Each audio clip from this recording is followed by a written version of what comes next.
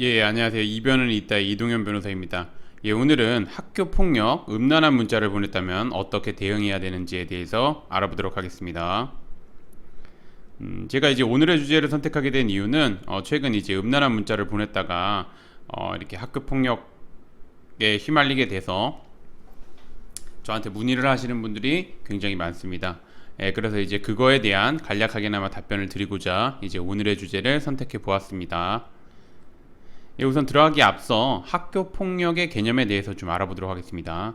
학교 폭력은 학교 내외에서 학생을 대상으로 발생한 상해, 폭행, 감금, 협박, 약취유인, 명예훼손, 모욕, 공갈, 강요, 강제적 심부름 및 성폭력, 따돌림, 사이버 따돌림, 정보통신망을 이용한 음란, 폭력 정보 등에 의하여 피해 학생에게 신체, 정신 또는 재산상 피해를 수반하는 행위를 의미합니다. 음란한 문자를 보냈다고 하면 제가 지금 여기에 밑줄 쳐놓은 것처럼 정보통신망을 이용한 음란 든 정보에 의해서 피해 학생에게 신체, 정신, 재산상 피해를 수반하는 행위를 의미하므로 당연히 학교 폭력에 해당할 수 있습니다. 물론 이제 뭐 앞뒤 문맥이랑 그 다음에 서로 주고받은 내용을 봐야 되겠지만 우선 일반적으로는 여기에 해당해서 학교 폭력에 해당할 수 있다는 거 알고 있으셨으면 좋겠습니다.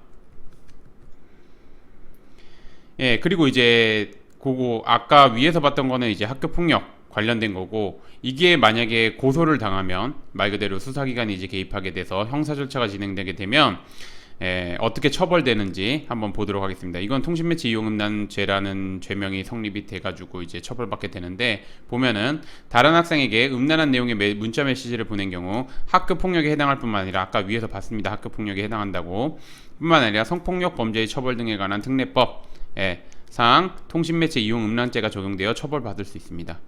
그리고 이제 보시면 성폭력 처벌법은 자기 또는 다른 사람의 성적 욕망을 유발하거나 만족시킬 목적으로 전화, 우편, 컴퓨터, 그 밖의 통신매체를 통하여 성적 수치심이나 혐오감을 일으키게 하는 말, 음량, 글, 그림, 영상, 물건을 상대방에게 도달하게 한 경우 2년 이하의 징역 또는 2천만 원 이하의 벌금에 처하도록 규정하고 있습니다. 이렇기 때문에 당연히 형사처벌도 받을 수 있습니다.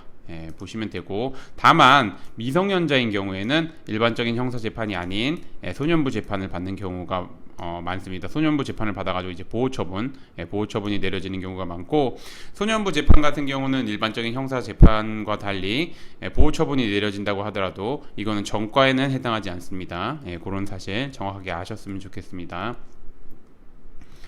예, 그러면 이제 뭐 오늘의 주제에 대해서 들어가 보면 음란한 문자를 보낸 경우 어떻게 대응해야 되냐 한번 보겠습니다. 다른 학생에게 음란한 내용의 문자 메시지를 보낸 경우 피해 학생은 가해 학생과 주고받은 메시지 내용 등 객관적인 자료를 학교와 수사기관에 제출합니다. 그렇기 때문에 가해 학생 같은 경우 섣불리 혐의를 부인해서는 안 됩니다. 뭐 주로 많이 나오는 게 이제 뭐 상대 학생도 뭐 나한테 성적인 메시지를 보냈다, 뭐 서로 주고받은 거다라고 하지만 요 메시지 자체를 보낸 걸로 가지고 판단하는 전후 맥락을 고려하더라도 메시지 자체가 그러니까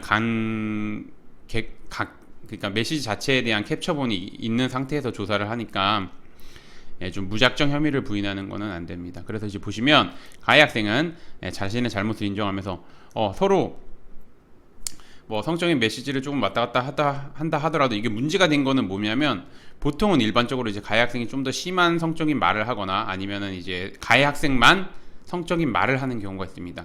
그렇기 때문에 그런 경우에 이제 자신의 잘못을 인정하면서 반성문, 탄원서, 그 다음에 성 관련 교육 이수증, 그 다음에 정신과 진료 내역서, 이런 참작할 수 있는 자료를 준비한 다음에 이를 바탕으로 해가지고 이 사건에 대해서 진심으로 반성하고 있고, 그 다음에 성적인 호기심에 피해 학생에게 뭐 2, 3회 정도 뭐 이제 말 그대로 횟수가 작게 보냈을 뿐이라는 점, 그 다음에 이제 피해 학생도 서로 피해 학생과 함께 서로 성적인 얘기를 하다가 이런 메시지를 보게 됐는데 죄송하게 생각한다.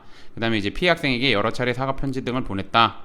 다시는 이런 행위를 하지 않게 스스로 성 관련 교육을 이수하고 있으며 정신과 진료도 받고 있다. 이런 거를 이제 좀 전반적으로 이런 거를 좀 주장을 해야지 학교 폭력에서도 낮은 조치, 즉 3호 이하의 조치, 3호 이하의 조치라고 하면은 이제 생기부의 기재가 안 되죠. 3호 이하의 조치를 받을 수 있을 뿐만 아니라 수사기관에서도 이런 거를 제출해서 가정법원에서 즉 소년부 재판에서 이제 보호자 또는 보호자를 대신하여 손해를 보호할 수 있는 자에게 감호 위탁, 즉 1호 처분이라고 해가지고 가장 경미한 처분입니다. 등과 같은 최대한 가벼운 처분을 받도록 대응해야 됩니다. 이렇게 대응을 해야 되는데 제가 좀 더 구체적으로 보겠습니다. 이렇게 대응을 해야 됩니다. 이렇게 대응해야 되는데 아무래도 혼자서 대응하는 데는 좀 제한이 있을 수 있습니다. 제한이 있을 수 있고 제가 뭐 아까 간략하게 언급했지만 특히나 이제 가해 학생이 된 경우 특히나 부모님이나 가해 학생이 주장하는 게 상대 학생도 성적인 메시지를 보냈어요.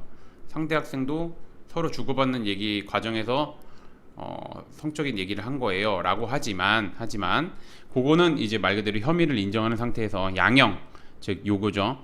피해 학생과 서로 성적인 얘기를 하다가 음란한 메시지를 보게 됐다. 그런데 진심으로 미안하다. 그거에 대해서 만약에 그 친구가 기분이 나쁘거나 수치심을 느꼈다면 그거에 대해서 미안하다. 이렇게 대응하는 게 바람직하지. 상대 학생도 성적인 대화했는데요. 이건 서로 장난친 건데요. 이렇게 대응하면 오히려 불리하게 작용할 수 있고 뿐만 아니라 학교 폭력에서는 이거를 이제 뭐 성사안으로 보기 때문에 굉장히 엄중한 조치가 내려질 수 있습니다. 그렇기 때문에 제가 말씀드린 대로 그렇게 대응하는 것이 바람직하다고 생각됩니다.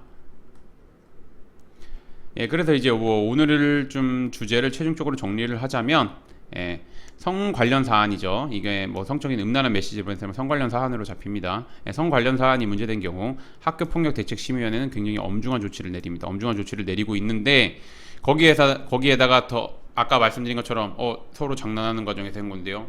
이거 장난이었는데요. 저는 이거를 조치를 받아야 될 이유가 없다고 생각하는데요. 이렇게 하면은 정말 엄중한 조치 내려집니다. 정말 엄중한 조치 내려지니까 요거 꼭 유의하셔서 대응하셔야 되고, 무작정 혐의를 부인하거나 안일하게 생각하고 대응하였다가 생각지도 못한 조치를 받을 수 있습니다. 뿐만 아니라 수사기관에서 조사를 받고 소년부 재판을 받을 수 있어 적극적으로 대응해야지 이제 원하는 결과를 얻을 수 있습니다. 그래서 제가 말씀드리고자 하는 거는 뭐냐면 최근에 이제 음란한 문자 메시지를 주고받는 경우가 생각보다 많습니다. 뭐 남자끼리뿐만 아니라 남자 여자, 여자 남자 뭐 이렇게 해가지고 이성끼리 동성끼리 주고받는 경우가 많은데 그래서 이제 문제가 되는 경우가 굉장히 많고 그로 인해서 저한테 문의를 하시는 분들이 많습니다.